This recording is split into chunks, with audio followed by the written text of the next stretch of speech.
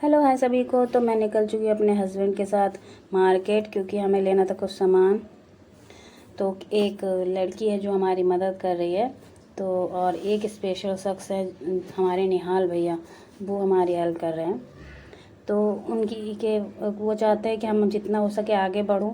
बाकी तो आप लोग का प्यार से मैं आगे ही बढ़ रही हूँ, लेकिन फिर भी मैंने सोचा क्योंकि किसी एक चीज़ के भरोसे हम लोग नहीं बैठ सकते। मैं 2-3 चीज़ें कर रही हूँ, इसीलिए मैंने फिर तो ठीक है। फिर हम आ गए टेबल और टेबल लेने, स्टूल लेने। तो हमने एक टेबल स्टूल वहाँ पे लिया।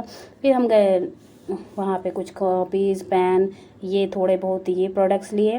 फिर हम लोग को दुर्गा माता का पंडाल मिला। फिर हम लोग यहाँ आ गए थे थोड़ा बहुत।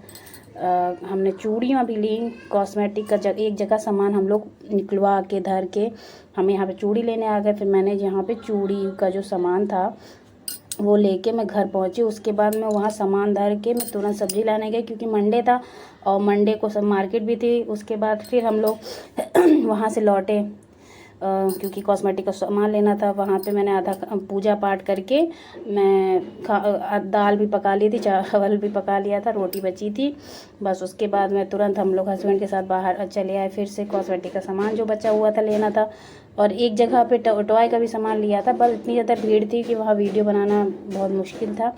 तो क्योंकि मोबाइल खींचने का भी वो डर रहता है, इसीलिए मैंने नहीं वहाँ पे तो उसके बाद हम लोग निकल चुके थे जो हमारा कॉस्मेटिक का सामान था वो लेने के लिए।